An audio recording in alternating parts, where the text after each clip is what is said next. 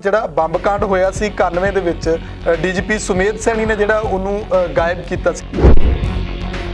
ਜਦੋਂ ਸੁਮੇਧ ਸੈਣੀ ਤੇ bomb blast ਹੋਇਆ ਉਸ ਵੇਲੇ ਸੁਮੇਧ ਸੈਣੀ ਨੇ ਬਹੁਤ ਲੋਕੀ as UT SSP investigation supervise ਕਰਦਿਆਂ ਬਹੁਤ ਲੋਕਾਂ ਨੂੰ ਉਸ ਪਰਚੇ ਦੇ ਵਿੱਚ ਨਜਾਇਜ਼ ਵੀ ਫਸਾਇਆ। ਇਹਨਾਂ ਚੋਂ ਮੁਲਤਾਨੀ ਐਂਡ ਦਵਿੰਦਰਪਾਲ ਭੁੱਲਰ ਦੇ ਪ੍ਰੋਫੈਸਰ ਭੁੱਲਰ ਦੇ ਫਾਦਰ ਐਂਡ ਮਾਸੜ ਵੀ ਸੀ। ਭੁੱਲਰ ਹੋਰਾਂ ਦੇ ਪਰਿਵਾਰ ਨੇ ਕੋਈ ਉਹਨਾਂ ਤੱਕ ਸੰਪਰਕ ਕੀਤਾ, ਕਿਉਂਕਿ ਉਹ ਵੀ ਤੁਸੀਂ ਕਹਿ ਰਹੇ ਹੋ ਕਿ ਉਹ ਵੀ ਉੱਥੇ ਸੀਗੇ, ਉਹਨਾਂ ਨੇ ਵੀ ਦੇਖਿਆ ਕੀ ਕੁਝ ਹੋਇਆ ਥਾਣੇ।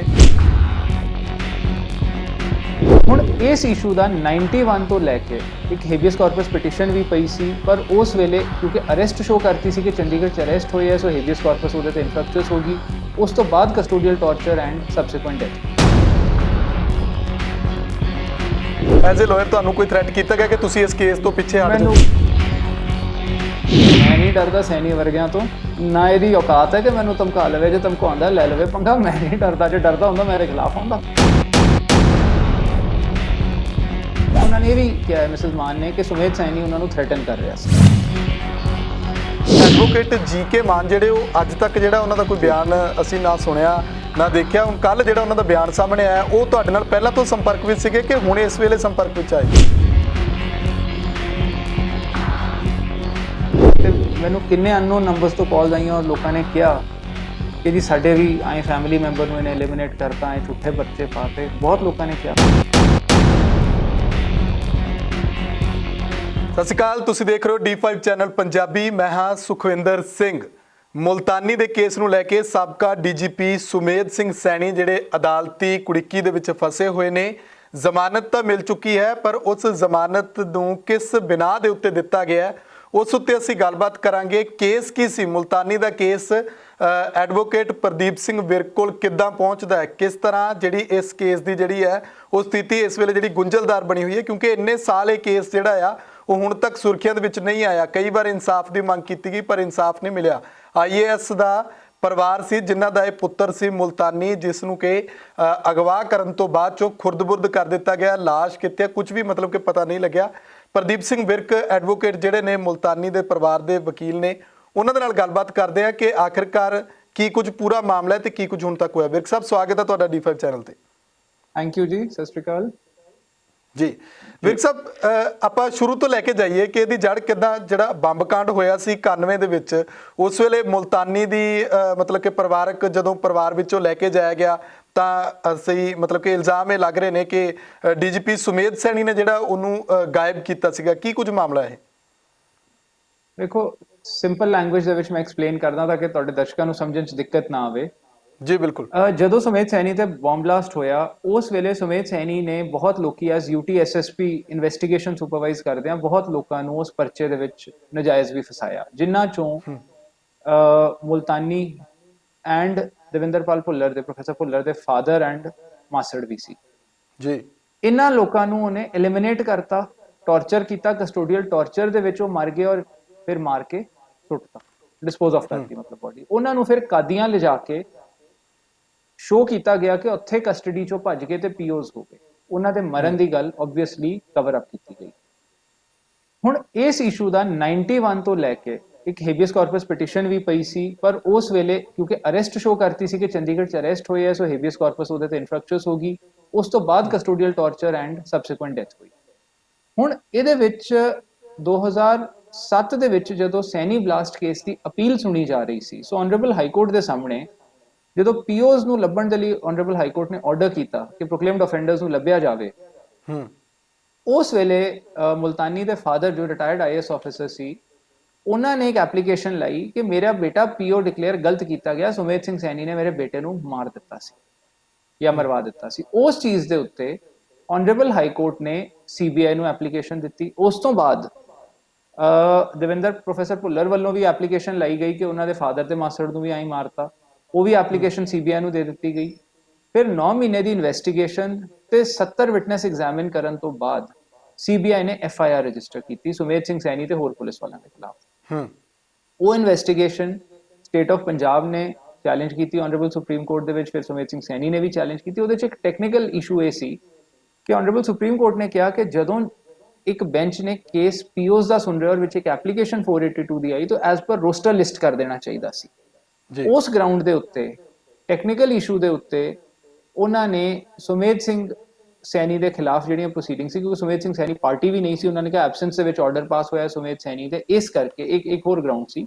ਉਹਨਾਂ ਨੇ ਕੇਸ ਦੀਆਂ ਮੈਰਿਟਸ ਦੇ ਉੱਤੇ ਕੋਈ ਫਾਈਂਡਿੰਗ ਨਹੀਂ ਦਿੱਤੀ, ਮੈਰਿਟ ਨੂੰ ਟੱਚ ਵੀ ਨਹੀਂ ਕੀਤਾ, ਔਰ ਇਹ ਆਰਡਰ ਕੀਤਾ ਕਿ ਅਸੀਂ ਉਹ ਆਰਡਰ ਸੀਬੀਆਈ ਨੂੰ ਦੇਣ ਵਾਲਾ ਜਿਹੜਾ ਹੈਗਾ ਉਹ ਕੁਐਸ਼ ਕਰ ਰਹੇ ਹਾਂ, ਜਿਹਦੇ ਕਰਕੇ ਆਟੋਮੈਟਿਕਲੀ ਸੀਬੀਆਈ ਦੀ ਐਫਆਈਆਰ ਵੀ ਕੁਐਸ਼ ਹੁੰਦੀ ਹੈ, ਲੇਕਿਨ ਪਾਰਟੀਆਂ ਫਰੈਸ਼ ਪ੍ਰੋਸੀਡਿੰਗਸ ਇਨੀਸ਼ੀਏਟ ਕਰ ਸਕਦੀਆਂ ਇਫ ਪਰਮਿਸਿਬਲ ਇਨ ਲਾਅ। ਹੁਣ ਫਰੈਸ਼ ਪ੍ਰੋਸੀਡਿੰਗ ਦਾ ਮਤਲਬ ਹੁੰਦਾ ਤੁਸੀਂ ਕੰਪਲੇਂਟ ਦਿੰਦੇ ਹੋ ਦੁਬਾਰਾ ਤੇ ਐਫਆਈਆਰ ਰਜਿਸਟਰ ਹੋ ਕੇ ਪ੍ਰੋਸੀਡਿੰਗ ਸ਼ੁਰੂ ਹੋ ਜਾਂਦੀ ਹੈ। ਹੁਣ ਇਹ ਜਜਮੈਂਟ ਆਈ 7 ਦਸੰਬਰ 2011 ਨੂੰ, 2 ਮਹੀਨੇ ਬਾਅਦ ਸੁਮੇਧ ਸਿੰਘ ਸੈਣੀ ਡੀਜੀਪੀ ਬਣ ਗਏ। ਸੋ ਆਬਵੀਅਸ ਗੱਲ ਸੀ ਕਿ 2 ਮਹੀਨੇ ਬਾਅਦ ਜਦੋਂ ਡੀਜੀਪੀ ਬਣ ਗਿਆ ਤਾਂ ਕੋਈ ਇਨਸਾਨ ਕੰਪਲੇਂਟ ਦੇਊਗਾ ਨਹੀਂ। ਬਿਲਕੁਲ। ਇਸ ਕਰਕੇ ਉਹਨਾਂ ਦੀ ਰਿਟਾਇਰਮੈਂਟ ਦੀ ਵੇਟ ਕੀਤੀ ਗਈ। ਰਿਟਾਇਰਮੈਂਟ ਤੋਂ ਬਾਅਦ ਉਹਨੇ ਦੇ ਵਿੱਚ ਮੁਲਤਾਨੀ ਜਿਹੜੇ ਮਰ ਗਏ ਸੀ, ਉਹਨਾਂ ਦੇ ਫਾਦਰ ਦੀ ਵੀ ਏਜ ਹੋ ਗਈ ਸੀ, ਉਹਨਾਂ ਦੀ ਵੀ ਡੈਥ ਹੋ ਗਈ। ਸੋ ਹੁਣ ਉਹਨਾਂ ਦੇ ਬ੍ਰਦਰ ਪਲਵਿੰਦਰ ਸਿੰਘ ਮੁਲਤਾਨੀ ਨੇ ਕੰਪਲੇਂਟ ਦਿੱਤੀ ਹੈ ਤੇ ਉਹ ਮੇਰੇ ਕਲਾਇੰਟ ਨੇ, ਉਹਨਾਂ ਵੱਲੋਂ ਫਿਰ ਮੈਂ ਆ ਕੇਸ ਡਿਫੈਂਡ ਕੀਤਾ। ਜੀ ਵਿਰਕ ਸਾਹਿਬ, ਪਹਿਲੀ ਜਿਹੜੀ ਜਦੋਂ ਇਹ ਐਫਆਈਆਰ ਦਰਜ ਹੋਈ ਹੈ ਤਾਂ ਉਸ ਤੋਂ ਬਾਅਦ ਚੋਂ ਜਦੋਂ ਪਹਿਲੀ ਤਰੀਕ ਪਈ ਤਾਂ ਕਾਫੀ ਰੌਲਾ ਰੱਪਾ ਪਿਆ ਕਿ ਹੋ ਸਕਦਾ ਹੈ ਕਿ ਉਹਨਾਂ ਦੀ ਗ੍ਰਿਫਤਾਰੀ ਹੋ ਸਕੀ। ਤੁਸੀਂ ਅਦਾਲਤ ਦੇ ਅੰਦਰ ਸੀ ਉਸ ਵੇਲੇ, ਕੀ ਕੁਝ ਜਿਹੜੀ ਹੈ ਦੂਜੇ ਵਕੀਲ ਨੇ ਵੀ ਜਿਹੜਾ ਆਪਣਾ ਪੱਖ ਰੱਖਿਆ ਤੇ ਤੁਹਾਡਾ ਪੱਖ ਕਿਹੋ ਜਿਹਾ ਰਿਹਾ ਉੱਥੇ? ਦੇਖੋ, ਦੋਵਾਂ ਸਾਈਡ ਦੀਆਂ ਬੇਸਿਕ ਆਰਗੂਮੈਂਟਸ ਇਹ ਸੀ ਕਿ ਸੁਮੇਧ ਸੈਣੀ ਵੱਲੋਂ ਇਹ ਦਲੀਲ ਰੱਖੀ ਗਈ ਸੀ ਕਿ ਉਹਨੂੰ ਵੈਂਡੇਟਾ ਕਰਕੇ ਰੋਪਨ ਕੀਤਾ ਜਾ ਰਿਹਾ ਬਿਕੋਜ਼ ਉਹਨੇ ਸੀਐਮ ਐਂਡ ਸੀਐਮ ਦੇ ਮੀਡੀਆ ਐਡਵਾਈਜ਼ਰ ਮਿਸਟਰ ਚਹਿਲ ਇਹਨਾਂ ਦੇ ਖਿਲਾਫ ਕੇਸਿਸ ਰਜਿਸਟਰ ਕੀਤੇ ਸੀ, Ludhiana city centre scam and Amritsar improvement scam. ਇਸ ਕਰਕੇ ਉਹਨਾਂ ਕੇਸਿਸ ਕਰਕੇ ਰੰਜਿਸ਼ ਕੱਢੀ ਜਾ ਰਹੀ ਹੈ ਔਰ ਇਹ ਤਾਂ ਇਹ ਪੁਰਾਣਾ ਕੇਸ ਚੁੱਕਿਆ ਗਿਆ ਹੈ, ਅਦਰਵਾਈਜ਼ ਸੁਮੇਧ ਸੈਣੀ ਨੂੰ ਬਲੈਂਕਟ ਬੇਲ ਮਿਲੀ ਹੋਈ ਸੀ। ਇਹ ਉਹਦੀ ਮਤਲਬ ਕਿ ਸੈਣੀ ਦੇ ਵਕੀਲ ਦਾ ਕਹਿਣਾ ਸੀ ਕਿ ਕੋਈ ਨਾ ਕੋਈ ਸਿਆਸੀ ਪੁਸ਼ਤ ਬਣਾਈ ਹੈ, ਇਸੇ ਕਰਕੇ ਜਿਹੜਾ ਨਿਸ਼ਾਨਾ ਬਣਾਇਆ ਜਾ ਰਿਹਾ।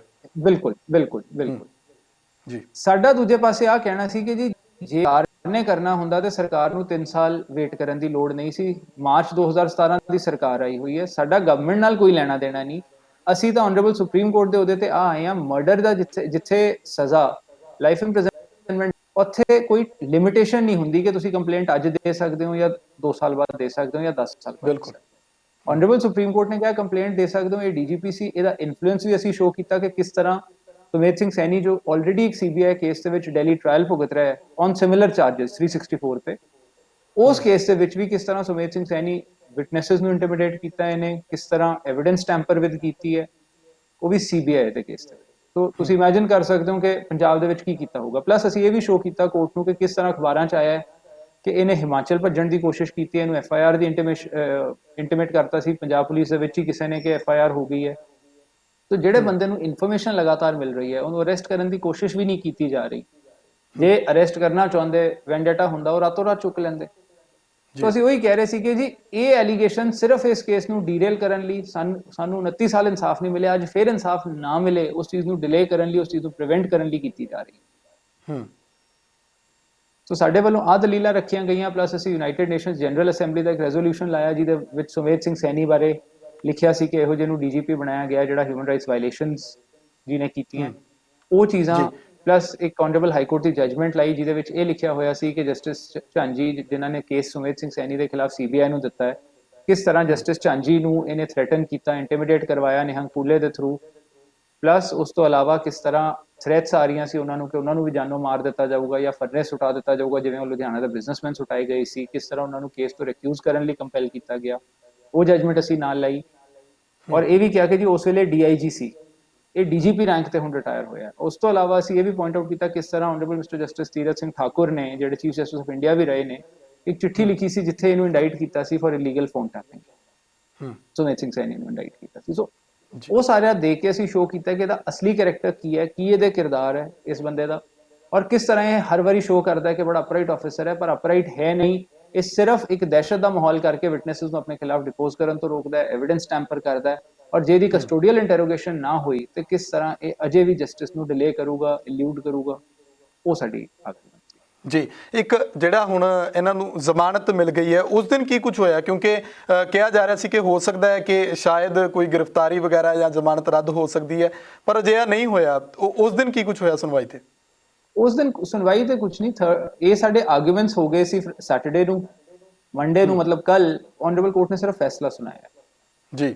ਉਹ ਫੈਸਲਾ ਜੀ। ਸੁਣਾਇਆ, ਪ੍ਰੋਨਾਉਂਸ ਆਰਗੂਮੈਂਟਸ ਕੋਈ ਨਹੀਂ ਹੋਏ, ਪਰ ਉਹ ਆਰਗੂਮੈਂਟਸ ਦੇ ਵਿੱਚ ਉਹਨਾਂ ਨੇ ਆਬਵੀਅਸਲੀ ਸੈਣੀ ਦੀ ਪਲੀ ਐਕਸੈਪਟ ਕਰ ਲਈ ਕਿ ਪਾਸਪੋਰਟ ਸਰੈਂਡਰ ਕਰੇ, 50,000 ਦੇ ਬੇਲ ਬੌਂਡਸ ਦੇਵੇ, ਹਫਤੇ ਦੇ ਵਿੱਚ ਪੇਸ਼ ਹੋ ਕੇ ਇਨਵੈਸਟੀਗੇਸ਼ਨ ਜੁਆਇਨ ਕਰੇ ਅਪ ਐਂਡ ਕਿਤੇ ਬਾਹਰ ਨਹੀਂ ਜਾਊਗਾ, ਜੇ ਜਾਊਗਾ ਤੇ ਆਈਓ ਨੂੰ ਦੱਸ ਕੇ ਜਾਊਗਾ। ਉਹ ਜੀਆਂ ਕੰਡੀਸ਼ਨਸ ਇਹਨਾਂ ਤੇ ਬਹੁਤ ਲਾਤੀਆਂ, ਔਰ ਐਵੀਡੈਂਸ ਟੈਂਪਰ ਵਿਦ ਨਹੀਂ ਕਰੂਗਾ, ਉਹ ਜੋ ਉਹ ਨਾਰਮਲ ਬੇਲ ਦੀਆਂ ਹੁੰਦੀਆਂ। ਪਰ ਉਹ ਸਾਨੂੰ ਪਤਾ ਹੈ ਕਿ ਐਵੀਡੈਂਸ ਵੀ ਇਹਨੇ ਟੈਂਪਰ ਵਿਦ ਕਰਨੀ ਹੈ, ਆਪਣਾ ਮਿਸਯੂਜ਼ ਆਫ ਪੋਜੀਸ਼ਨ ਵੀ ਕਰਕੇ ਇਹਨੇ ਇਨਫਲੂਐਂਸ ਕਰਨੇ ਆ ਵਿਟਨੈਸਸ, ਉਹ ਚੀਜ਼ਾਂ ਸਾਨੂੰ ਪਤਾ ਹੈ ਕਰੂਗਾ, ਡਿਸਪਾਈਟ ਦ ਫੈਕਟ ਜੀ। ਕਿ ਆਨਰੇਬਲ ਕੋਰਟ ਨੇ ਕੰਡੀਸ਼ਨ ਦੇ ਲਾਈਆਂ।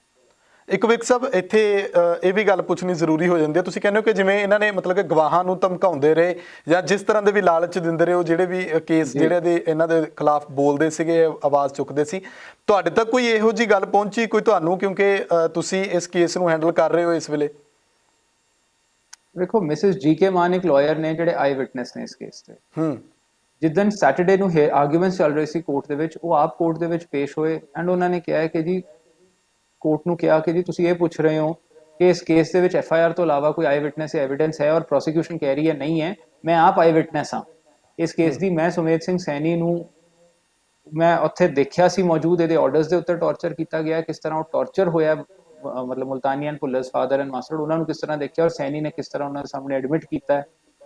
ਉਹ ਸਾਰੀਆਂ ਚੀਜ਼ਾਂ ਦੇ ਆਈ ਵਿਟਨੈਸ ਹੋਣ ਕਰਕੇ, ਜੋ ਹੁਣ ਇਹਨਾਂ ਨੇ ਮੀਡੀਆ 'ਚ ਵੀ ਗੱਲਾਂ ਦੱਸੀਆਂ ਮਿਸਿਸ ਜੀ.ਕੇ. ਮਾਨ ਨੇ, ਉਹ ਇਹਨਾਂ ਨੇ ਸੈਟਰਡੇ ਕੋਰਟ ਨੂੰ ਦੱਸੀਆਂ। ਫਿਰ ਇਹਨਾਂ ਦੀ ਸਟੇਟਮੈਂਟ 161 ਦੇ ਅੰਡਰ ਰਿਕਾਰਡ ਹੋਈ, ਆਨਰੇਬਲ ਕੋਰਟ ਨੇ ਤਾਂ ਇਹਨਾਂ ਦੀ ਗੱਲ ਨਹੀਂ ਰਿਕਾਰਡ ਤੇ ਲਈ। ਫਿਰ ਇਹਨਾਂ ਦੀ 164 ਦੀ ਸਟੇਟਮੈਂਟ ਮੰਡੇ ਨੂੰ ਮੈਜਿਸਟ੍ਰੇਟ ਦੇ ਕਰਵਾਈ ਗਈ ਰਿਕਾਰਡ ਜੀ। ਸੋ ਇਹੋ ਜਿਹੀ ਐਵੀਡੈਂਸ ਆਈ, ਔਰ ਉਹਨਾਂ ਨੇ ਇਹ ਵੀ ਕਿਹਾ ਮਿਸਿਸ ਮਾਨ ਨੇ ਕਿ ਸੁਮੇਧ ਸੈਣੀ ਉਹਨਾਂ ਨੂੰ ਥ੍ਰੈਟਨ ਕਰ ਰਿਹਾ ਸੀ।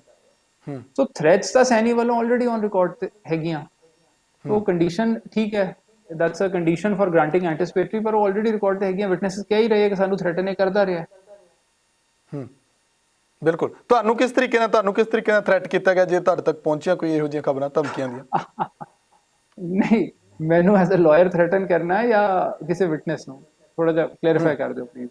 ਐਜ਼ ਅ ਲਾਇਰ ਤੁਹਾਨੂੰ ਕੋਈ ਥ੍ਰੈਟ ਕੀਤਾ ਗਿਆ ਕਿ ਤੁਸੀਂ ਇਸ ਕੇਸ ਤੋਂ ਪਿੱਛੇ ਹਟ ਜਾਓ? ਮੈਨੂੰ ਦੇਖੋ ਇੱਕ ਗੱਲ ਸਮਝੋ ਪਲੀਜ਼, ਇਹ ਗੁਰੂ ਗੋਬਿੰਦ ਸਿੰਘ ਜੀ ਨੇ ਕਿਹਾ ਨਾ, ਦੇਸ਼ ਸੇਵਾ वर मोहे है, शुभ कर्मन ते कभू न डरो और सो जब जाए लड़ो, निश्चय कर अपनी जीत करो। ਸੋ ਸਾਨੂੰ ਤਾਂ ਇਨਸਾਫ ਲਈ ਲੜਨਾ ਸਿੱਖਿਆ ਸੀ, ਰੱਬ ਦੇ ਵਿੱਚ ਵਿਸ਼ਵਾਸ ਰੱਖਣਾ ਸਿੱਖਿਆ। ਮੈਂ ਨਹੀਂ ਡਰਦਾ ਸੈਣੀ ਵਰਗਿਆਂ ਤੋਂ, ਨਾ ਇਹਦੀ ਔਕਾਤ ਹੈ ਕਿ ਮੈਨੂੰ ਧਮਕਾ ਲਵੇ, ਜੇ ਧਮਕਾਉਂਦਾ ਲੈ ਲਵੇ ਪੰਗਾ, ਮੈਂ ਨਹੀਂ ਡਰਦਾ। ਜੇ ਡਰਦਾ ਹੁੰਦਾ ਮੇਰੇ ਖਿਲਾਫ ਆਉਂਦਾ। ਐਸੀ ਤੈਸੀ ਇਹਦੇ ਵਰਗੇ ਦੀ, ਇਹ ਧੱਬੇ ਨੇ ਯੂਨੀਫਾਰਮ ਦੇ ਉੱਤੇ, ਮੈਂ ਇਹੋ ਜਿਹੀ ਯੂਨੀਫਾਰਮ ਧੋਣੀ ਵੀ ਜਾਣਦਾ, ਔਰ ਇਹਨੂੰ ਇਹਦੇ ਪਾਪਾਂ ਦੀ ਸਜ਼ਾ ਵੀ ਦਿਵਾਉਂਗਾ। ਮੈਂ ਪਿੱਛੇ ਹਟਣ ਵਾਲਿਆਂ ਚੋਂ ਨਹੀਂ ਆ ਜੀ, ਠੀਕ ਹੈ। ਅੱਗੇ ਕੀ ਕੁਝ ਹੋ ਸਕਦਾ ਹੈ ਅੱਗੇ ਜੀ? ਇਹਦੇ ਵਿੱਚ ਹੁਣ ਤਫਤੀਸ਼ ਹੋਊਗੀ। ਤਫਤੀਸ਼ ਦੇ ਵਿੱਚ ਹੁਣ ਗਵਾਹ ਵੀ ਆਉਣਗੇ, ਵਿਟਨੈਸਸ ਦੀ ਸਟੇਟਮੈਂਟ ਤੋਂ ਬਾਅਦ ਕੀ ਕੀ ਐਵੀਡੈਂਸ ਆਉਂਦੀ ਹੈ, ਕਿਉਂਕਿ ਸੀਬੀਆਈ ਦੀ ਜਿਹੜੀ ਇਨਵੈਸਟੀਗੇਸ਼ਨ ਸੀ ਉਹ ਸੈਟੀਸਫਾਈਡ ਨਹੀਂ ਹੋਈ ਕਿਤੇ ਵੀ। ਆਨਰੇਬਲ ਕੋਰਟ ਨੇ ਕਿਤੇ ਨਹੀਂ ਕਿਹਾ ਕਿ ਇਹ ਐਵੀਡੈਂਸ ਗਲਤ ਹੈ ਜਾਂ ਇਹ ਇਨਵੈਸਟੀਗੇਸ਼ਨ ਅਨਫੇਅਰ ਹੈ, ਉਹੋ ਜਿਹਾ ਕੋਈ ਐਲੀਗੇਸ਼ਨ ਕਦੇ ਨਹੀਂ ਲੱਗਿਆ। ਹਮੇਸ਼ਾ ਇਹੀ ਕਿਹਾ ਹੈ ਆਨਰੇਬਲ ਕੋਰਟ ਨੇ ਕਿ ਟੈਕਨੀਕਲ ਇਸ਼ੂ ਤੇ ਅਸੀਂ ਕਰ ਰਹੇ ਹਾਂ, ਦੁਬਾਰਾ ਪ੍ਰੋਸੀਡਿੰਗ ਇਨੀਸ਼ੀਏਟ ਹੋ ਸਕਦੀ ਹੈ। ਹੁਣ ਉਹ ਸਾਰੀ ਐਵੀਡੈਂਸ ਰੀਬਿਲਡ ਕਰਨੀ ਪੈਣੀ ਹੈ, ਸਾਰਾ ਕੇਸ ਰੀਬਿਲਡ ਹੋਊਗਾ, ਸਾਰੇ ਗਵਾਹ ਆਉਣਗੇ, ਹੋਰ ਐਵੀਡੈਂਸ ਜੋ ਆਈ ਹੈ ਉਹ ਰਿਕਾਰਡ ਤੇ ਦੁਬਾਰਾ ਲਿਆਉਣੀ ਪੈਣੀ ਹੈ, ਤਾਂ ਸਾਰੀ ਫਰੈਸ਼ ਇਨਵੈਸਟੀਗੇਸ਼ਨ ਚੱਲੂਗੀ। ਤੁਹਾਨੂੰ ਲੱਗਦਾ ਕਿ ਇਸ ਕੇਸ ਦੇ ਵਿੱਚ ਗ੍ਰਿਫਤਾਰੀ ਹੋ ਸਕਦੀ ਹੈ, ਕਿਉਂਕਿ ਇਨਸਾਫ ਤਾਂ 29 ਸਾਲ ਹੋ ਗਏ, ਅੱਗੇ ਇਨਸਾਫ ਨਹੀਂ ਮਿਲਿਆ? ਦੇਖੋ ਇੱਥੇ ਮੈਂ ਗੱਲ ਕਵਾਂਗਾ, ਕੁਝ ਚੀਜ਼ਾਂ ਹੁੰਦੀਆਂ ਜਿਹੜੀਆਂ ਤੁਹਾਨੂੰ ਰੱਬ ਤੇ ਛੱਡਣੀਆਂ ਪੈਂਦੀਆਂ। 29 ਸਾਲ ਬਾਅਦ ਇਸ ਟੱਬਰ ਨੇ ਨਹੀਂ ਸੋਚਿਆ ਸੀ ਕਿ 29 ਸਾਲ ਬਾਅਦ ਦੁਬਾਰਾ ਉਮੀਦ ਜਾਗੂਗੀ, ਇਹ ਹਿੰਮਤ ਫੜਨਗੇ। ਹੁਣ ਭੁੱਲਰ ਫੈਮਿਲੀ ਅਜੇ ਵੀ ਅੱਗੇ ਨਹੀਂ ਆਈ, ਮੁਲਤਾਨੀ ਫੈਮਿਲੀ ਵੱਲੋਂ ਕੰਪਲੇਂਟ ਆਈ ਹੈ, ਕਿਸੇ ਨੇ ਇੱਕ ਉਮੀਦ, ਇੱਕ ਮਸ਼ਾਲ ਜਗਾਈ ਹੈ ਦੁਬਾਰਾ ਉਮੀਦ ਦੀ, ਰੱਬ ਦੇ ਵਿੱਚ ਵਿਸ਼ਵਾਸ ਰੱਖ ਕੇ ਕਦਮ ਚੁੱਕਿਆ, 29 ਸਾਲ ਝਟਕੇ ਝੱਲ ਕੇ ਦੁਬਾਰਾ ਫੇਰ ਲੜਨ ਦੀ ਹਿੰਮਤ ਕੀਤੀ ਹੈ। ਤਾਂ ਮੈਨੂੰ ਪੂਰੀ ਉਮੀਦ ਹੈ ਕਿ ਇਨਸਾਫ ਵੀ ਮਿਲੂਗਾ। ਰੱਬ ਦੇ ਘਰ ਦੇਰ ਹੈ ਨੇਰ ਨਹੀਂ, ਮੈਂ ਰੱਬ ਦੇ ਵਿੱਚ ਬਹੁਤ ਵਿਸ਼ਵਾਸ ਰੱਖਦਾ। ਬਿਲਕੁਲ, ਮਤਲਬ ਜੇ ਮੰਨਿਆ ਜਾਵੇ ਤਾਂ ਜਿਹੜਾ ਰੱਬ ਕਿਵੇਂ ਚਮਤਕਾਰ ਕਰਨਗੇ, ਅਸੀਂ ਜਿੱਤਾਂਗੇ, ਇਨਸਾਫ ਵੀ ਮਿਲੂਗਾ, ਔਰ ਸੈਣੀ ਨੂੰ ਉਹਦੇ ਪਾਪਾਂ ਦੀ ਸਜ਼ਾ ਵੀ ਮਿਲੂਗੀ, ਬਿਕੋਜ਼ ਇਹ ਬਿਲਕੁਲ ਸੱਚਾ ਕੇਸ ਹੈ, ਇਹਦੇ 'ਚ ਕੋਈ ਝੂਠ ਨਹੀਂ ਹੈ।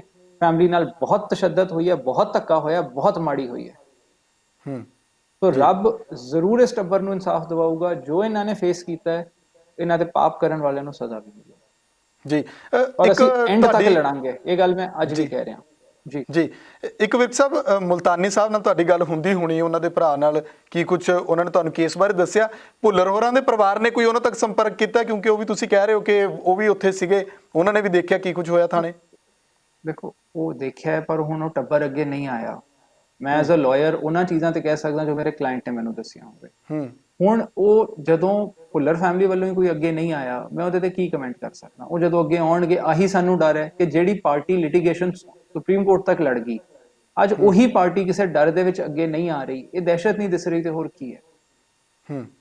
ਦੇਖੋ ਕਿਤੇ ਨਾ ਕਿਤੇ ਮੇਰੀ ਗੱਲ ਨੂੰ ਤੁਹਾਡੇ ਦਰਸ਼ਕ ਵੀ ਸ਼ਾਇਦ ਐਪਰੀਸ਼ੀਏਟ ਕਰਨ, ਜੇ ਸੁਮੇਧ ਸਿੰਘ ਸੈਣੀ ਨੂੰ ਧਮਕਾਉਣ ਦੀ ਜਾਂ ਦਹਿਸ਼ਤ ਕਰਾਉਣ ਦੀ ਆਦਤ ਨਾ ਹੁੰਦੀ, ਤੁਸੀਂ ਮੈਨੂੰ ਇਹ ਸਵਾਲ ਕਿਉਂ ਪੁੱਛਦੇ ਕਿ ਜੀ ਵਕੀਲ ਦੇ ਤੌਰ ਤੇ ਕਦੇ ਤੁਹਾਨੂੰ ਆਈ ਹੈ ਥ੍ਰੈਟ? ਦੇਖੋ ਸਾਰੇ ਜਾਣਦੇ ਆ ਸੁਮੇਧ ਸਿੰਘ ਸੈਣੀ ਕਿਹੋ ਜਿਹਾ ਅਫਸਰ ਹੈ, ਮੈਨੂੰ ਕਹਿਣ ਦੀ ਲੋੜ ਨਹੀਂ। ਔਰ ਇਹੋ ਜਿਹੀਆਂ ਚੀਜ਼ਾਂ ਹੀ ਹੈਗੀਆਂ ਜਿਹੜੀ ਵਰਦੀ ਨੂੰ ਦਾਗਦਾਰ ਕਰਦੀਆਂ। ਸੁਮੇਧ ਸਿੰਘ ਸੈਣੀ ਆਲਰੇਡੀ ਇਸ ਚੀਜ਼ ਲਈ ਟ੍ਰਾਇਲ ਫੇਸ ਕਰ ਰਿਹਾ ਸੀਬੀਆਈ ਦੇ ਕੇਸ 'ਚ। ਹੁਣ ਆ ਕੇਸ ਦੇ ਵਿੱਚ ਬਹਿਸ ਕਰਦੇ ਆ, ਜਦੋਂ ਮੈਂ ਮੀਡੀਆ ਦੇ ਵਿੱਚ ਮੇਰੀ ਇੰਟਰਵਿਊ ਆਈ ਸੀ ਤੇ ਮੈਨੂੰ ਕਿੰਨੇ ਅਨਨੋਨ ਨੰਬਰਸ ਤੋਂ ਕਾਲ ਆਈਆਂ ਔਰ ਲੋਕਾਂ ਨੇ ਕਿਹਾ ਕਿ ਜੀ ਸਾਡੇ ਵੀ ਆਏ ਫੈਮਿਲੀ ਮੈਂਬਰ ਨੂੰ ਇਹਨੇ ਐਲੀਮੀਨੇਟ ਕਰਤਾ, ਆਏ ਝੂਠੇ ਪਰਚੇ ਪਾਤੇ। ਬਹੁਤ ਲੋਕਾਂ ਨੇ ਕਿਹਾ। ਮੈਂ ਉਹਨਾਂ ਨੂੰ ਕਿਹਾ ਜੀ ਜਾਂ ਤਾਂ ਕੰਪਲੇਂਟ ਦੇ ਦਿਓ ਜਾਂ ਮੀਡੀਆ 'ਚ ਆ ਕੇ ਆਪਣੀ ਸਟੇਟਮੈਂਟ ਦਿਓ, ਅੱਗੇ ਤਾਂ ਤੁਹਾਨੂੰ ਆਉਣਾ ਪੈਣਾ ਹੈ। ਔਰ ਉਹ ਅੱਗੇ ਆਉਣ ਨੂੰ ਤਿਆਰ ਸੀ। ਠੀਕ ਹੈ, ਐਂਟੀਸਪੇਟਰੀ ਬੇਲ ਦਾ ਝਟਕਾ ਲੱਗਣ ਤੋਂ ਬਾਅਦ ਇਨਵੈਸਟੀਗੇਸ਼ਨ ਤਾਂ ਚੱਲੂਗੀ, ਅਰੈਸਟ ਹੋ ਜਾਂਦਾ ਤੇ ਬਹੁਤ ਕੁਝ ਛੇਤੀ ਹੋ ਜਾਂਦਾ, ਐਕਸਪੀਡਾਈਟ ਹੋ ਜਾਂਦਾ, ਕਿਉਂਕਿ ਇਹਨੇ ਕਸਟਡੀ 'ਚ ਆ ਕੇ ਇਹਨੇ ਸਾਰਾ ਕੁਝ ਦੱਸਣਾ ਸੀ ਕਿ ਕਿਸ ਤਰ੍ਹਾਂ ਇਹਨੇ ਕੀ ਬੰਦੇ ਕਿਵੇਂ ਮਾਰੇ, ਕਿੱਥੇ ਸੁੱਟੇ, ਕੀ ਕੀਤਾ। ਉਹ ਇਨਵੈਸਟੀਗੇਸ਼ਨ ਸੌਖੀ ਹੋ ਜਾਂਦੀ। ਪਰ ਚਲੋ ਕੋਈ ਨਹੀਂ, ਜਿਵੇਂ ਰੱਬ ਦੀ ਰਜ਼ਾ ਮਨਜ਼ੂਰ ਹੈ ਸਾਨੂੰ, ਅਸੀਂ ਕੀ ਕਰ ਸਕਦੇ ਹਾਂ ਜੀ। ਹੁਣ ਇਸ ਮਾਮਲੇ ਦੇ ਵਿੱਚ ਅੱਗੇ ਆਪਾਂ ਕੀ ਮੰਨੀਏ ਕਿ ਕਦੋਂ ਤੱਕ ਸੁਣਵਾਈ? ਲੋਕਡਾਊਨ ਖੁੱਲਣ ਤੋਂ ਬਾਅਦ ਚੋਂ ਕੀ ਕੁਝ ਹੋਣਾ ਇਹਦੇ ਵਿੱਚ? ਅਜੇ ਤਾਂ ਤਫਤੀਸ਼ ਚੱਲੂਗੀ ਜੀ। ਜੋ ਐਵੀਡੈਂਸ ਆਊਗੀ ਉਹਦੇ ਬੇਸਿਸ ਤੇ ਫਿਰ ਫਰਦਰ ਇਨਵੈਸਟੀਗੇਸ਼ਨ ਹੋਊਗੀ। ਬਾਕੀ ਅਕਿਊਜ਼ ਨੂੰ ਬੁਲਾ ਕੇ ਕੁਐਸਚਨ ਕੀਤਾ ਜਾਊਗਾ, ਫਿਰ ਚਲਾਨ ਦੀ ਸਟੇਜ ਆਉਂਦੀ ਹੈ।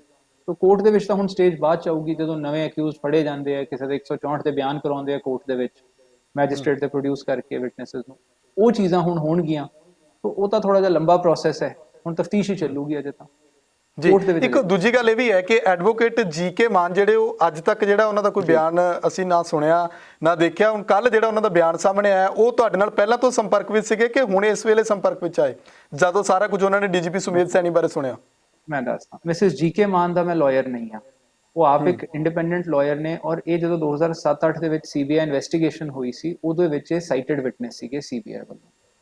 ਤਫਤੀਸ਼ੀ ਫਾਈਲ ਦੀ ਕਾਪੀ ਕਿਸੇ ਨੂੰ ਨਹੀਂ ਮਿਲਦੀ, ਇਨਵੈਸਟੀਗੇਟਿਵ ਏਜੰਸੀ ਕੋਲ ਰਹਿੰਦੀ ਹੈ। ਸੋ ਉਹ ਸੀਬੀਆਈ ਦੀ ਤਫਤੀਸ਼ ਸੀਬੀਆਈ ਕੋਲ ਪਈ ਹੈ। ਮਿਸਿਸ ਜੀਕੇ ਮਾਨ ਨੇ ਉੱਥੇ ਕੀ ਸਟੇਟਮੈਂਟ ਦਿੱਤੀ ਜਾਂ ਹੋਰ ਕਿਹੜੇ ਇਹਨਾਂ ਤੋਂ ਇਲਾਵਾ 69 ਵਿਟਨੈਸ ਹੋਰ ਕਿਹੜੇ ਸੀ, ਉਹ ਕਿਸੇ ਨੂੰ ਵੀ ਨਹੀਂ ਪਤਾ। ਸੋ ਮਿਸਿਸ ਮਾਨ ਦੀ ਉਦੋਂ ਸਟੇਟਮੈਂਟ ਹੋਈ ਸੀ, ਇਹਨਾਂ ਨੇ ਆਪ ਅੱਗੇ ਆ ਕੇ ਕਿਹਾ ਹੈ ਕਿ ਜੀ ਮੇਰੀ ਪ੍ਰੋਸੀਕਿਊਸ਼ਨ ਨੇ ਸਟੇਟਮੈਂਟ ਨਹੀਂ ਕੀਤੀ। ਹੁਣ ਮੰਨ ਲਓ ਆ ਪੋਲੀਟੀਕਲ ਵੈਂਡੇਟਾ ਹੁੰਦਾ, ਪਹਿਲੀ ਗੱਲ ਤਾਂ ਪਰਚਾ 3 ਸਾਲ ਪਹਿਲਾਂ ਹੁੰਦਾ, ਦੂਜੀ ਗੱਲ ਕੰਪਲੇਂਟ ਕਿਸੇ ਦੇ ਦੇਣ ਦੀ ਲੋੜ ਨਾ ਪੈਂਦੀ, ਆਪ ਸੂ ਮੋਟੋ ਸ਼ੁਰੂ ਕਰ ਲੈਂਦੇ। ਔਰ ਤੀਜੀ ਗੱਲ, ਵਿਟਨੈਸਸ ਦੀ ਲਿਸਟ ਇਹਨਾਂ ਨੇ ਸੀਬੀਆਈ ਤੋਂ ਲੈਣੀ ਸੀ, ਸਾਰੇ ਵਿਟਨੈਸ ਬੁਲਾ ਕੇ ਸਟੇਟਮੈਂਟ ਕਰਾ ਲੈਣੀ ਸੀ। ਇਹ ਤਾਂ ਮਿਸਿਸ ਮਾਨ ਆਪ ਪੜ੍ਹ ਕੇ ਪੇਸ਼ ਹੋਏ, ਉੱਥੇ ਅਖਬਾਰ 'ਚ ਨਿਊਜ਼ ਪੜ੍ਹੀ ਕਿ ਸੈਣੀ ਨੇ ਐਂਟੀਸਪੇਟਰੀ ਲਾਈ ਹੈ, ਇਹਦੇ ਤੇ ਆ ਪਰਚਾ ਦਰਜ ਹੋਇਆ, ਤੇ ਉਹਨਾਂ ਨੇ ਆ ਕੇ ਕਿਹਾ ਕਿ ਜੀ ਇਸ ਕੇਸ ਦੀ ਮੈਂ ਆਈ ਵਿਟਨੈਸ ਹਾਂ, ਮੇਰੀ ਸਟੇਟਮੈਂਟ ਕਿਉਂ ਨਹੀਂ ਰਿਕਾਰਡ ਕਰ ਰਹੇ? ਤੇ ਜੱਜ ਸਾਹਿਬ ਨੇ ਕਿਹਾ ਮੈਂ ਨਹੀਂ ਰਿਕਾਰਡ ਕਰਨੀ, ਤੁਸੀਂ ਪੁਲਿਸ ਨੂੰ ਕਹਿ ਦਿਓ। ਫਿਰ ਆਈਓ ਨੇ ਅਗਲੇ ਦਿਨ ਉਹਨਾਂ ਦੀ ਸਟੇਟਮੈਂਟ ਰਿਕਾਰਡ ਕੀਤੀ ਹੈ, ਉਸ ਦਿਨ ਨਹੀਂ ਕੀਤੀ। ਸੋ ਜੇ ਪ੍ਰੋਸੀਕਿਊਸ਼ਨ ਵੱਲੋਂ ਕੋਈ ਚੀਜ਼ ਹੋ ਰਹੀ ਹੁੰਦੀ ਤੇ ਇਹ ਤਾਂ ਪਹਿਲਾਂ ਦੀ ਸਾਈਟਡ ਵਿਟਨੈਸ ਹੁੰਦੇ। ਇਹਨਾਂ ਦੀ ਸਟੇਟਮੈਂਟ ਬਹੁਤ ਪਹਿਲਾਂ ਸੀਬੀਆਈ ਨੂੰ ਦੇ ਦਿੱਤੀ ਗਈ ਸੀ। ਜੀ ਬਿਲਕੁਲ। ਇੱਕ ਵਿਕ ਸਾਹਿਬ, ਅਖੀਰ ਦੇ ਵਿੱਚ ਸਵਾਲ ਹੈ ਕਿ ਮੁਲਤਾਨੀ ਹੋਰਾਂ ਦਾ ਪਰਿਵਾਰ ਹੁਣ ਇਸ ਬਾਰੇ ਕੀ ਕਹਿੰਦਾ? ਉਹਨਾਂ ਨੂੰ ਕੋਈ ਇਨਸਾਫ ਦੀ ਆਸ ਹੈ ਇਹਦੇ ਵਿੱਚ? ਕਿਉਂਕਿ ਐਂਟੀਸਪੇਟਰੀ ਬੇਲ ਮਿਲਣ ਦੇ ਨਾਲ ਕੋਈ ਝਟਕਾ ਜ਼ਰੂਰ ਲੱਗਿਆ ਹੋਣਾ। ਦੇਖੋ, ਦੁਨੀਆ ਉਮੀਦ ਤੇ ਕਾਇਮ ਹੈ, ਰੱਬ ਤੇ ਵਿਸ਼ਵਾਸ ਤਾਂ ਰੱਖੀ ਦਾ ਹੀ ਹੈ। ਠੀਕ ਹੈ, ਜਿਨ੍ਹਾਂ ਨੇ 29 ਸਾਲ ਇਸ ਕੇਸ ਨੂੰ ਲੜਿਆ ਹੈ, ਉਹਨਾਂ ਨੂੰ ਇਹ ਪਤਾ ਹੈ ਕਿ ਜੀ ਜਿੰਨੀ ਮਰਜ਼ੀ ਡਿਲੇ ਹੋਈ ਹੋਵੇ, ਜੋ ਮਰਜ਼ੀ ਹੋਇਆ ਹੋਵੇ, ਅਸੀਂ ਇਹ ਲੜਾਈ ਲੜਨੀ ਹੈ। ਲੜਾਈ ਲੰਮੀ ਹੈ, ਔਖੀ ਹੈ, ਪਰ ਰੱਬ ਦੇ ਵਿੱਚ ਵਿਸ਼ਵਾਸ ਰੱਖ ਕੇ ਜਿੱਤਣ ਲਈ ਲੜਨੀ ਹੈ, ਇਨਸਾਫ ਲਈ ਲੜਨੀ ਹੈ। ਉਹ ਲੋਕਾਂ ਦੀਆਂ ਅਰਦਾਸਾਂ ਵੀ ਨਾਲ ਨੇ, ਦੁਆਵਾਂ ਵੀ ਨਾਲ ਨੇ, ਜਿਨ੍ਹਾਂ ਦੇ ਟੱਬਰਾਂ ਦਾ ਨੁਕਸਾਨ ਕੀਤਾ ਇਸ ਬੰਦੇ ਨੇ। ਸੋ ਇਸ ਕਰਕੇ ਉਹ ਟੱਬਰ ਨੂੰ ਝਟਕਾ ਜ਼ਰੂਰ ਲੱਗਿਆ, ਪਰ ਉਹ ਅਜੇ ਵੀ ਲੜ ਰਹੇ ਹੈ। ਜੀ, ਸੋ ਸ਼ੁਕਰੀਆ। ਅਜੇ ਅੱਗੇ ਕੀ ਸਟ੍ਰੈਟੇਜੀ ਬਣਦੀ ਹੈ ਕੀ ਨਹੀਂ, ਉਹ ਮੈਨੂੰ ਆਈਡੀਆ ਨਹੀਂ। ਗੱਲ ਕਰਕੇ ਜਿਵੇਂ ਜਿਵੇਂ ਚੀਜ਼ਾਂ ਪ੍ਰੋਗਰੈਸ ਕਰਨਗੀਆਂ ਮੈਂ ਉਵੇਂ ਦੱਸ ਸਕਾਂਗਾ। ਐਜ਼ ਆਫ ਨਾਓ ਮੈਂ ਕੁਝ ਨਹੀਂ ਉਹਦੇ ਤੇ ਦੱਸ ਸਕਦਾ, ਪਰ ਰੱਬ ਵਿੱਚ ਵਿਸ਼ਵਾਸ ਹੈ ਅਸੀਂ ਜਿੱਤਾਂਗੇ, ਲੜਾਂਗੇ ਅੱਗੇ ਤੱਕ। ਜੀ, ਸ਼ੁਕਰੀਆ ਵਿਕ ਸਾਹਿਬ। ਉਮੀਦ ਹੈ ਕਿ ਇਨਸਾਫ ਜਿਹੜਾ ਆ 1991 ਤੋਂ ਬਾਅਦ ਜਿਹੜਾ ਹੁਣ ਤੱਕ ਉਡੀਕਦੇ ਆਏ ਨੇ ਪਰਿਵਾਰ, ਹੁਣ ਵੀ ਉਡੀਕ ਰਹੇ ਨੇ ਕਿ ਇਨਸਾਫ ਮਿਲੇਗਾ। ਹੋਰ ਵੀ ਬੜੇ ਕੇਸ ਨੇ ਡੀਜੀਪੀ ਸੁਮੇਧ ਸੈਣੀ ਤੇ ਉਹਨਾਂ ਸਾਰਿਆਂ ਦੇ ਵਿੱਚ ਜਿਸ ਤਰੀਕੇ ਦੇ ਨਾਲ ਪਰਿਵਾਰ ਇਨਸਾਫ ਦੀ ਉਡੀਕ ਕਰ ਰਹੇ ਨੇ, ਕਦੋਂ ਕੀ ਕੁਝ ਨਿਕਲ ਕੇ ਸਾਹਮਣੇ ਆਉਂਦਾ, ਅਸੀਂ ਵਿਰਕ ਸਾਹਿਬ ਤੋਂ ਅੱਗੇ ਵੀ ਜਾਣਕਾਰੀ ਲੈਂਦੇ ਰਵਾਂਗੇ। ਵਿਰਕ ਸਾਹਿਬ, ਤੁਹਾਡਾ ਧੰਨਵਾਦ ਸਾਡੇ ਨਾਲ ਗੱਲਬਾਤ ਕਰਨ ਦੇ ਲਈ। ਸੋ ਐਡਵੋਕੇਟ ਵਿਰਕ ਜਿਹੜੇ ਕਿ ਇਸ ਮਾਮਲੇ ਦੀ ਪੈਰਵਾਈ ਕਰ ਰਹੇ ਨੇ ਕਿ 1991 ਦੇ ਵਿੱਚ ਮੁਲਤਾਨੀ ਨੂੰ ਗਾਇਬ ਕਰਨ ਤੋਂ ਬਾਅਦ ਚੋਂ ਲਾਸ਼ ਨੂੰ ਖੁਰਦ-ਬੁਰਦ ਕੀਤਾ ਜਾਂ ਕੀ ਕੁਝ ਹੋਇਆ। ਪਰਿਵਾਰ ਇਨਸਾਫ ਮੰਗਦਾ ਆ ਰਿਹਾ ਮੁਲਤਾਨੀ ਦਾ ਕਿ ਆਖਿਰਕਾਰ ਜਿਹੜਾ ਆ ਡੀਜੀਪੀ ਸਾਬਕਾ ਸੁਮੇਧ ਸੈਣੀ ਜਿਹੜਾ ਆ ਉਸ ਨੂੰ ਅਦਾਲਤੀ ਚਾਰਾਜੋਈ ਦੇ ਦੌਰਾਨ ਕੁੜੀਕੀ 'ਚ ਕਿਉਂ ਨਹੀਂ ਰੱਖਿਆ ਜਾ ਰਿਹਾ, ਕਿਉਂ ਉਸ ਤੇ ਕਾਰਵਾਈ ਨਹੀਂ ਹੋ ਰਹੀ। ਪਰਿਵਾਰ ਇਨਸਾਫ ਮੰਗਦਾ, ਅਦਾਲਤ ਜਿਹੜੀ ਹੈ ਸਮੇਂ ਦੇ ਨਾਲ ਇਨਸਾਫ ਮਿਲਦਾ ਹੈ ਤੇ ਇਨਸਾਫ ਦੀ ਉਡੀਕ ਦੇ ਵਿੱਚ ਹੀ ਪਰਿਵਾਰ ਜਿਹੜਾ ਉਹ ਅਦਾਲਤਾਂ ਦੇ ਚੱਕਰ ਕੱਟ ਰਿਹਾ। ਅੱਗੇ ਕੀ ਕੁਝ ਹੁੰਦਾ ਇਸ ਸਭ ਦੇ ਬਾਰੇ ਵੀ ਅਸੀਂ ਲਗਾਤਾਰ ਵਿਰਕ ਸਾਹਿਬ ਦੇ ਨਾਲ ਰਾਬਤਾ ਕਾਇਮ ਰੱਖਾਂਗੇ, ਤੁਹਾਡੇ ਤੱਕ ਸਾਰੀ ਜਾਣਕਾਰੀ ਪਹੁੰਚਾਵਾਂਗੇ। ਤੁਹਾਨੂੰ ਪ੍ਰੋਗਰਾਮ ਕਿਸ ਤਰ੍ਹਾਂ ਦਾ ਲੱਗਿਆ ਇਸ ਬਾਰੇ ਤੁਸੀਂ ਆਪਣੇ ਵਿਚਾਰ ਕਮੈਂਟ ਕਰ ਸਕਦੇ ਹੋ। ਸਾਡੇ ਚੈਨਲ D5 ਚੈਨਲ ਪੰਜਾਬੀ ਨੂੰ ਸਬਸਕ੍ਰਾਈਬ ਕਰੋ। ਇਜਾਜ਼ਤ ਦਿਓ, ਧੰਨਵਾਦ। D5 ਚੈਨਲ ਪੰਜਾਬੀ ਹੁਣੇ ਸਬਸਕ੍ਰਾਈਬ ਕਰੋ, ਬੈਲ ਆਈਕਨ ਤੇ ਕਲਿੱਕ ਕਰੋ।